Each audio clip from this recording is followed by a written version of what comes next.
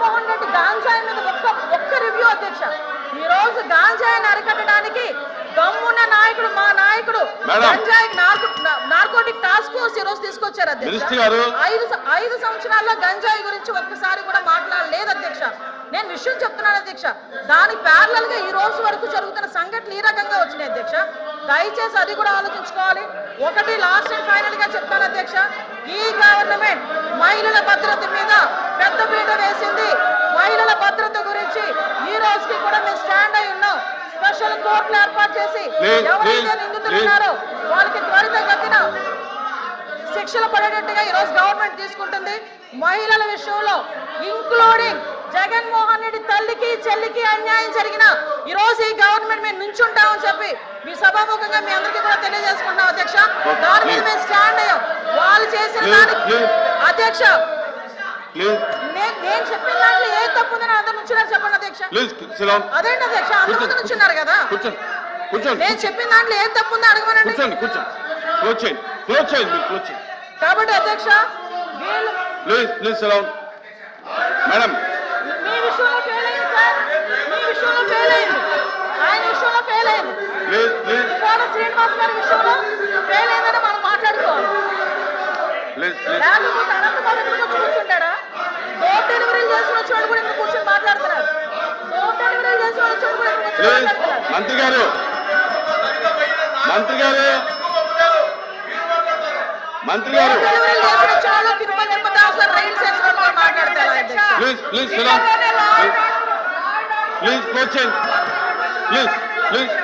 ఎలా మాట్లాడమంటారు అధ్యక్ష? క్లోజ్ చేయండి. కాబట్టి అధ్యక్ష ఈ రోజుకి కూడా మహిళల భద్రత విషయంలో ఈ గవర్నమెంట్ స్టాండ్ అయి ఉన్నాం. మేజర్ పార్టీ మహిళల రక్షణ విషయంలో పెట్టుకున్నాం. మహిళల జోలికి వచ్చిన మహిళల గురించి సోషల్ మీడియాలో ఇష్టానుసారంగా మాట్లాడిన బూతులు తిట్టినా కూడా ఈ గవర్నమెంట్ ఫార్మ్ గా వ్యవహరించి వాళ్ళకి శిక్షలు విధించేటట్టుగా మేము ఉంటాము. మళ్ళీ ఇంకో విషయం చెప్తాను అధ్యక్ష, దేవతలు పూజింపబడాలని మాట్లాడారు. నేను ఒకటే మాట్లాడుతున్నా, జగన్మోహన్ రెడ్డి తల్లికి చెల్లికి బాబాయ్ కూతురైన ఆ చెల్లికి కూడా అన్యాయం జరిగిన ఈ రోజు మేము నుంచుంటామని మీ అందరికీ కూడా తెలియజేసుకుంటాం అధ్యక్ష. వాళ్ళకి సహాయ సహకారం అందిస్తాం, వాళ్ళకి కూడా న్యాయం జరిగేటట్టుగా చేస్తాం. ఎల్ఓపి గారు కూర్చోండి కూర్చోండి కూర్చోండి అందరూ కూర్చోమ్మా కూర్చోండి. ఎల్ఓపి గారు మారుతున్నారు, కూర్చోండి. అధ్యక్ష, ఒక సున్నితమైన ప్రశ్న. ఈ ప్రశ్న మా ఇక్కడ ఈ హౌస్లో ఉన్న 50 మంది గురించే కాదు, ఈ రాష్ట్రంలో ఉన్న 5 లక్షల మంది ప్రజలు కూడా దీని గురించి చూస్తున్నారు. రాష్ట్రంలో శాంతి భద్రతలు ఎలా ఉన్నాయి, ఏ విధంగా ఉన్నాయని. సభ్యులు అడిగిన ప్రశ్నకి వచ్చి సూటిగా సమాధానం చెప్పకుండా దానికి వారు వచ్చి బాధ్యత కాకుండా అబాధ్యతగా వారు వచ్చి రాజకీయ ఉపన్యాసం కోసం రాజకీయ అద్దె కోసం చేస్తున్న ఈ నేపథ్యంలో ముఖ్యంగా మేమే కాదు అధ్యక్ష, ప్రభుత్వంలో ఉన్న నేనైతే చదివా ఇక్కడ సందర్భం అయినా కాకపోయినప్పటికీ సొంతంగా ఉన్న ప్రభుత్వంలో ఉన్న డిప్యూటీ సీఎం గారు కూడా రాష్ట్రంలో శాంతి భద్రతలు క్షీణించే విషయాన్ని కూడా చెప్పిన విషయాన్ని కూడా